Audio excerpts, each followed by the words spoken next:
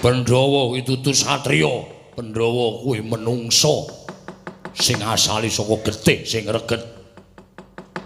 Puntadewa kae dudu anake bapakmu Pandhu, kae anake Sang Hyang Bathara Darma.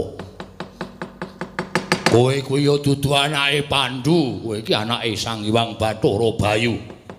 Janaka kae anake Sang Hyang Bathara Asmara.